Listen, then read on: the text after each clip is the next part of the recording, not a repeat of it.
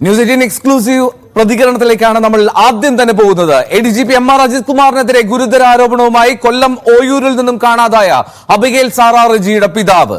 മകളെ തട്ടിക്കൊണ്ടുപോയ അജ്ഞാത സംഘത്തിൽ 4 പേർ ഉണ്ടായിരുന്നുവെന്ന് അന്വേഷണ സംഘത്തോട് പറഞ്ഞിട്ടും ഇക്കാര്യം മുഖവിലേക്ക് എടുത്തില്ല എന്നുള്ളതാണ് പ്രധാനപ്പെട്ട ആരോപണം. അന്വേഷണം പത്മകുമാറിലും ഭാര്യ അനിതകുമാരിയിലും മകളിലും മാത്രം ഒതുക്കാനായിരുന്നു പോലീസിന്റെ ശ്രമം. തട്ടിക്കൊണ്ടുപോയ വാഹനത്തിൽ 4ാമതായി ഒരു പുരുഷനുണ്ടായിരുന്നു എന്ന കാര്യം ADGPയോട് വെളിപ്പെടുത്തിയിട്ടും അത് തോന്നലായിരിക്കാമെന്നായിരുന്നു ADGPയുടെ പ്രതികരണം. സാമ്പത്തിക ബാധ്യത തീർക്കാനാണ് മകളെ തട്ടിക്കൊണ്ടുപോയത് എന്ന പോലീസിന്റെ കണ്ടെത്തൽ ഒരിക്കലും വിശ്വാസത്തിലെടുക്കാൻ കഴിയില്ല. മകളെ ജീവനോടെ കണ്ടെത്തേണ്ടിയിരുന്നതിനാലാണ് പോലീസിനെതിരെ പ്രതികരിക്കാതിരുന്നത്. പുനരന്വേഷണം ആവശ്യപ്പെടാനുള്ള ആസ്തി ഇല്ലാത്തതുകൊണ്ടാണ് അതിന് തയ്യാറാകാതെ ഇരിക്കുന്നതെന്നും റെജി ജോൺ ന്യൂസ് 18നോട് പറഞ്ഞു. News 18 exclusive. കേസുമായി ബന്ധപ്പെട്ട്, അതായത് അബിഗേൽ സാറയെ കാണാതായതുമായി ബന്ധപ്പെട്ട അന്വേഷണം വലിയ തരത്തിൽ ആ സമയത്ത് മാധ്യമങ്ങളിൽ ഈ വാർത്ത നിറഞ്ഞു നിന്ന സമയത്ത് നടക്കുന്നുണ്ടായിരുന്നു. പിന്നീട് അതുമായി ബന്ധപ്പെട്ട നിലവിൽ ഈ കേസിന്റെ സ്റ്റാറ്റസ് എന്താണ്? ഇപ്പോഴത്തെ നിലവില് എന്ന് പറഞ്ഞാല് അന്വേഷണം അത് കോടതിയിൽ എത്തിയിട്ടുണ്ട്. അപ്പം 30-ാം തീയതി ആയിരുന്നു ഇപ്പൊ ഇത് വെച്ചിട്ടുണ്ടായിരുന്നു. 30-ാം തീയതിയില് ഇത് കേസ് വീണ്ടും 6-ാം തീയതിയിലേക്ക് പരിഗണിച്ചെന്നാണ് ക്രൈംബ്രാഞ്ച് ഓഫീസിൽ നിന്ന് ഞാൻ വിളിച്ച് തിരക്കിയായിരുന്നു. കാര്യം പത്രത്തിൽ ഇങ്ങനെ ഒരു ഇതുണ്ടായിരുന്നു, കേസ് 30-ാം തീയതിയിലേക്ക് പരിഗണന എടുക്കുന്നുണ്ടെന്നുണ്ട്. അപ്പൊ 30-ാം തീയതി ഞാൻ അന്വേഷിച്ചപ്പോൾ 30-ാം തീയതിയിലെ കേസ് മാറ്റി വീണ്ടും 6-ാം തീയതിയിലേക്ക് മാറ്റി എന്നുള്ളതാണ് എനിക്ക് അറിയാൻ സാധിച്ചത്. ഈ സംഭവം ഉണ്ടായി ഈ കുടുംബത്തെ, അതായത് ഈ കുടുംബത്തെ, ഒരു മകളും അപ്പനും അമ്മയും അടങ്ങുന്ന കുടുംബത്തെ ഈ കേസിൽ ഉൾപ്പെട്ടിരിക്കുന്നവരെ പിന്നീട് പിടികൂടിയെങ്കിലും ഇതുമായി ബന്ധപ്പെട്ട് പോലീസ് പിന്നീട് നടത്തിയ വെളിപ്പെടുത്തലുകൾ അത്ര കണ്ട ആർക്കും വിശ്വസിക്കാൻ പറ്റുന്ന ഒരു കാര്യമായിരുന്നില്ല. അപ്പൊ അങ്ങനെ എന്തെങ്കിലും ഒരു സംശയം ആ ഘട്ടത്തില് റെജിക്കോ ഭാര്യയ്ക്കോ മറ്റു കുടുംബാംഗങ്ങൾക്കോ അങ്ങനെ തോന്നിയിട്ടുണ്ടായിരുന്നു? അല്ല, തീർച്ചയായിട്ടും ആ ഒരു കാര്യത്തിലെന്ന് പറഞ്ഞാല് ഞാൻ പറഞ്ഞില്ലേ, എന്റെ ഒരു അറിവില് അല്ലെങ്കിൽ പൊതുസമൂഹത്തിൽ നിന്നും എനിക്ക് കിട്ടിയ ഒരു മെസ്സേജ് എന്നുള്ള രീതിയിൽ പറയുന്നത് ഇതിന് പിന്നിൽ ആരെങ്കിലും ഉണ്ട് എന്നുള്ളത് ശക്തമായിട്ട് ഇന്ന് എല്ലാവരും പറയുന്നുണ്ട്. കാര്യം നമ്മൾ ആ ഒരു ട്രോമ സ്റ്റേജിലൂടെ കടന്നു പോകുമ്പോൾ നമുക്ക് അത്ര ഒരു ഇതില്ലായിരുന്നു. പിന്നീട് ഈ കേസിന്റെ കാര്യങ്ങൾ മുന്നോട്ട് പോകുമ്പോൾ നമുക്ക് തന്നെ സ്വാഭാവികമായിട്ട് ചിന്തിക്കും, ഒരു ഫാമിലി ഇത്തരത്തിലൊരു ഇന്നത്തെ ഒരു കാലഘട്ടത്തില് ഇത്രയും സോഷ്യൽ മീഡിയ അല്ലെങ്കിൽ മീഡിയ ചാനലുകള് അല്ലെങ്കിൽ അത്രയും ഫേമസ് ആയിട്ടുള്ള ഒരു ടൈമില് ഒരിക്കലും ഒരു ഫാമിലി അത്തരത്തിലൊരു കാര്യത്തിലേക്ക് പോകും എന്നുള്ളത് ഇപ്പോഴും എനിക്ക് വിശ്വസിക്കാൻ പറ്റാത്തൊരു, ഞങ്ങൾ മാത്രമല്ല പൊതുസമൂഹത്തിന് പോലും വിശ്വസിക്കാൻ പറ്റുന്നില്ല. കാര്യം വിദ്യാഭ്യാസമുള്ള ഒരു കുടുംബമാണ് അവര്. വിദ്യാഭ്യാസമുള്ള ഒരു കുടുംബത്തിലെ അംഗങ്ങള് ഈ രീതിയിൽ ഒരു കുഞ്ഞിനെ തട്ടിക്കൊണ്ടുപോവാ, ഏതെല്ലാം രീതിയിൽ നമുക്ക് പൈസ ഉണ്ടാക്കാം എന്നുള്ള കാര്യം, അവർക്ക് അതിനുള്ള പ്രോപ്പർട്ടി ഉണ്ട്, കാറുകളുണ്ട്, സാമ്പത്തികമായിട്ടൊന്നും വലിയ ബുദ്ധിമുട്ടില്ല. ഞങ്ങൾ അവരുടെ സ്ഥലമൊക്കെ പോയി കണ്ടതാണ്, ഈ എസ്റ്റേറ്റൊക്കെ പോയി. അപ്പൊ അതിൽ ഒരു ഭാഗം വിറ്റ് കഴിഞ്ഞാൽ തീരുന്ന കടമ അവർക്കുള്ളായിരിക്കാമെന്നാണ് ഞങ്ങൾക്കും അന്നൊക്കെ കിട്ടിയ വിവരം. അല്ല, അതിനകത്ത് ഇപ്പൊ എനിക്ക് എന്റെ കൂടെ ചോദിച്ചവർ 10 ലക്ഷം രൂപ തരികയാണെങ്കിൽ കുഞ്ഞിനെ വിട്ടു തരാമെന്ന് പറഞ്ഞു. അപ്പൊ ഞാൻ അവരുടെ 2 കാറ് കണ്ടിട്ട് ആ 2 കാറ് കൊടുത്താൽ പോലും അവർക്ക് 10 ലക്ഷം രൂപ കിട്ടും. അപ്പൊ എന്റെ സംശയം അതല്ല റജി, അതായത് ഈ കേസുമായി ബന്ധപ്പെട്ട് ഈ അന്വേഷണത്തിന്റെ മേൽനോട്ടം വഹിച്ചത് നിലവിൽ ആരോപണ വിധേയനായിട്ടുള്ള ADGP MR അജിത് കുമാർ ആയിരുന്നു. അദ്ദേഹമാണ് ഇവരെ വിശദമായി മണിക്കൂറുകളോളം ചോദ്യം ചെയ്തതിനു ശേഷം പുറത്തു വന്ന് പെട്ടെന്ന് ആർക്കും അങ്ങ് ഡൈജസ്റ്റ് ചെയ്യാൻ കഴിയാത്ത തരത്തിൽ ഇന്നതായിരുന്നു സാഹചര്യം, ഇവരുടെ സാമ്പത്തിക ബുദ്ധിമുട്ട് കൊണ്ടാണ് ഇങ്ങനെ ഒരു പ്ലാൻ അവർ തയ്യാറാക്കിയതെന്നുള്ള വെളിപ്പെടുത്തൽ നടത്തിയത്. ഇത് റജി ഉൾക്കൊണ്ടിട്ടുണ്ട്? അദ്ദേഹം അന്ന് പറഞ്ഞ കാര്യം റജി വിശ്വാസത്തിലെടുത്തിട്ടുണ്ട്? തീർച്ചയായിട്ടും നമുക്ക് മനസ്സുകൊണ്ട് നമുക്ക് അങ്ങനെ ഉൾക്കൊള്ളാൻ സാധിച്ചില്ല. കാര്യം അത്തരത്തിലൊരു സാമ്പത്തിക ബാധ്യത കൊണ്ട് അവർ ഇങ്ങനൊരു കുറ്റകൃത്യം ചെയ്യുമെന്ന് ഒരിക്കലും ഞാൻ ഇപ്പോഴും ചിന്തിക്കുന്നില്ല. പക്ഷെ എങ്കിലും അന്വേഷണ സംഘത്തിന്റെ ഭാഗത്തിൽ ഇരിക്കുന്നതും അന്വേഷണം അന്വേഷിച്ച് ആ കാര്യങ്ങൾ കൊണ്ടുവന്നത് കൊണ്ട് നമ്മൾ അതിനകത്തോട്ട് കൂടുതൽ ഇൻവോൾവ് ആയില്ല. കാരണം എന്നെ സംബന്ധിച്ച് അല്ലെങ്കിൽ ഞങ്ങളുടെ കുടുംബത്തെ സംബന്ധിച്ച് ഇന്ന് നമുക്കറിയാം, സമൂഹത്തില് പല കുഞ്ഞുങ്ങളും ഇങ്ങനെ സംഭവത്തില് ഏത് രീതിയിലാണ് സാഹചര്യമുണ്ട്. പക്ഷെ ആ പിന്നീട് ഉണ്ടാവുന്ന ഒരു അവസ്ഥ എന്താണെന്ന് നമുക്കറിയാം.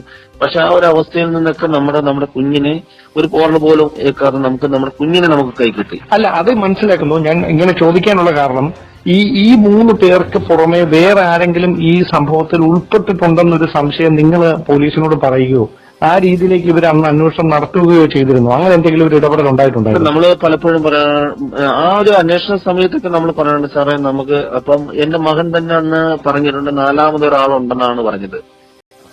പക്ഷെ അത് പിന്നീട് 4ാമതൊരാളല്ല 3 പേരെ ഉള്ളൂ എന്നുള്ളതാണ്. ജോനതൻ അന്ന് പറഞ്ഞത് 4 പേരുണ്ടെന്നാണ് പറഞ്ഞത്. ഒരു മെയില്, ഒരാണും ഒരു അങ്കിളും ഉണ്ടെന്നാണ് പറഞ്ഞത്. പക്ഷെ പിന്നീട് അത് അന്വേഷണത്തിൽ നമുക്ക് 3 പേരെ ഉള്ളെന്നുള്ളതായിട്ടാണ്. അതായത് ഈ ചിത്രത്തിലേക്ക് ഈ 4ാമതുള്ള അജ്ഞാത വ്യക്തി, നിങ്ങളുടെ മോഹൻ പറഞ്ഞ ഈ അജ്ഞാത വ്യക്തി ഈ എന്ന ആള് പിന്നീട് ഈ ചിത്രത്തിലില്ല, ഈ കേസിൽ മോന് ഉറപ്പിച്ച് പറയുന്നുണ്ടായിരുന്നു അന്നും 4 പേരുണ്ടായിരുന്നു, 4 പേരാ അതില് ഫ്രണ്ടിലൊരു അങ്കിളും കൂടെ ഉണ്ടായിരുന്നു എന്ന് പറയുന്നു. പിന്നീട് ആ പുള്ളി ചിത്രത്തിൽ നമ്മൾ കണ്ടിട്ടില്ല. പിന്നെ അന്വേഷണ സംഘത്തിന്റെ ഇതിൽ വന്നേക്കുന്നത് അവർ 3 പേരെ ഉള്ളൂ എന്നുള്ളതാണ്. മോന് ചിലപ്പം അങ്ങനെ തോന്നിയതാവാം എന്ന് പറയുകയുണ്ടായി. അല്ല, ബാക്കി മോൻ പറഞ്ഞ എല്ലാ കാര്യങ്ങളും സത്യമായി വരികയും 4ാമതുള്ള ഈ ആളെ പറ്റി ഉള്ള കാര്യം മാത്രം മോന് തോന്നിയതാണ് എന്നാണ് അവർ പറയുന്നത്. ബാക്കിയെല്ലാം കറക്റ്റ് ആയിരുന്നു. മോൻ പറഞ്ഞ എല്ലാ കാര്യങ്ങളും അവാർഡ് കൊടുക്കുന്ന തരത്തിലേക്ക് ഇവരെ ഈ പോലീസ് എത്തിയായിരുന്നു അല്ലെ? അതെ, തീർച്ചയായിട്ടും എന്ന് പറഞ്ഞാൽ ആ ഒരു ഛായാചിത്രം വരയ്ക്കുന്നതിൽ ഏറ്റവും കൂടുതൽ അവരെ സഹായിച്ചതെന്ന് പറഞ്ഞാൽ, അപ്പൊ അവരോട് ചോദിച്ചാൽ അറിയാം. നമുക്ക് അന്ന് വന്ന് ഛായാചിത്രം വരയ്ക്കാൻ വന്നവരുടെ ചോദിച്ചാൽ പോലും അവരന്ന് ചാനൽ ചർച്ചയിൽ വന്ന് പറയുന്നത് വ്യക്തമായിട്ട് മോനും മോളും അവരുടെ മുഖം എങ്ങനെയാണ്, ഏത് ഷേപ്പാണെന്നുള്ളത് വ്യക്തമായിട്ട് അവരാണ് അവർക്ക് ഇത് ചെയ്തു കൊടുത്തത്. അതായത് ആ വിവരത്തിന്റെ അടിസ്ഥാനത്തിലായിരുന്നു ഈ രേഖാചിത്രം വരയ്ക്കുകയും അവരെ പിടികൂടാൻ സഹായിക്കുന്ന ഒരു സാഹചര്യം ഉണ്ടാകുകയും ചെയ്തത്. തീർച്ചയായിട്ടും. അപ്പൊ ഈ ഒരു കാര്യം, അതായത് ഈ 4ാമതൊരു വ്യക്തി ആ വാഹനത്തിൽ ഉണ്ടായിരുന്നെന്ന് ജോനാഥൻ കൊടുത്ത മൊഴിയിൽ പിന്നീട് അന്വേഷണം നടന്നിട്ടില്ല. അത് പിന്നെ അവര് മകൻ കൊടുത്തു. പക്ഷെ അവര് അന്വേഷിച്ചിട്ട് അങ്ങനെ ഒരു വ്യക്തി ഇല്ല, 3 പേരെ ഉള്ളൂ എന്നുള്ള ഒരു രീതിയിലേക്ക് ആ കാര്യം വന്നെത്തുകയുണ്ടായി. അല്ല, അങ്ങനല്ല. ഈ 4ാമതൊരു വ്യക്തി ഇല്ല എന്ന് ഉറപ്പിച്ചു പറഞ്ഞതാരാണ്? ADGP ആയിരുന്നു? അവരാണ് അന്വേഷണ സംഘമാണ് പറയുന്നത് 4ാമതൊരു വ്യക്തി ഇല്ല എന്നുള്ളത്. ബാക്കി മോൻ പറഞ്ഞ എല്ലാ കാര്യങ്ങളും, ജോനാഥൻ പറഞ്ഞ കാര്യങ്ങളെല്ലാം കൃത്യമാണ്. ഈ ഒരു കാര്യം മാത്രമില്ല, ഈ കുടുംബത്തിലേക്ക് അങ്ങ് ഒതുങ്ങി. കാര്യം വെള്ള കാറെന്ന് പറയുന്നു, മറ്റേ ലേഡീസിന്റെ കാര്യങ്ങൾ പറയുന്നു, കാറില് പുള്ളിക്കാരൻ തൊപ്പി വെച്ചിട്ടുണ്ടെന്ന് പറയുന്നു. ഇതെല്ലാം പറയുന്നത് എല്ലാം കറക്റ്റ് ആയിരുന്നു. അവൻ കമ്പ് കൊണ്ട് അടിച്ചെന്ന് പറയുന്നത് കറക്റ്റ് ആയിരുന്നു. വണ്ടിയിൽ തൂങ്ങി അവന്റെ മുട്ട് മുറിഞ്ഞെന്നുള്ളത് പറയുന്നു. അതെല്ലാം എല്ലാ കാര്യങ്ങളും വൈറ്റ് കാറാന്ന് പറയുന്നു. ഇതെല്ലാം കറക്റ്റ് ആയിരുന്നു.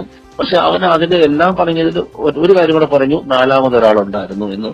അതവൻ അന്ന് ഉറപ്പിച്ചു പറഞ്ഞിരുന്നു. പിന്നീട് അതൊരു പുരുഷനായിരുന്നു എന്നാണോ പറഞ്ഞത്? അത് പുരുഷനായിരുന്നു എന്നാണ് അന്ന് പറഞ്ഞിരുന്നത്. ഓക്കെ. അപ്പൊ എന്റെ സംശയമുള്ള കാര്യം, അങ്ങനെ ഇവര് ഈ 3 പേരിലേക്ക് അന്വേഷണം ഒതുക്കിയിട്ടുണ്ടെങ്കിൽ അത് എന്തുകൊണ്ടാണെന്നാണ് റജി മനസ്സിലാക്കുന്നത്? റജിക്ക് അപ്പോഴുണ്ടായ സാഹചര്യങ്ങളിൽ നിന്ന് നിങ്ങൾ എന്താണ് മനസ്സിലാക്കുന്നത്? അല്ല, ഞാൻ പറഞ്ഞില്ലേ, നമ്മളെ സംബന്ധിച്ച് ഒരു അന്വേഷണ സംഘം അന്വേഷിച്ച് അത് 3 പേരാണ്, സാമ്പത്തിക ബാധ്യത കൊണ്ടാണ് ചെയ്തത്, അവരങ്ങനെ ചെയ്തതാണെന്നുള്ള രീതിയിലേക്ക് വന്നപ്പോഴത്തേക്ക് ഞാൻ പറഞ്ഞില്ലേ, ഞങ്ങളെ സംബന്ധിച്ച് നമുക്ക് നമ്മുടെ കുഞ്ഞായിരുന്നു.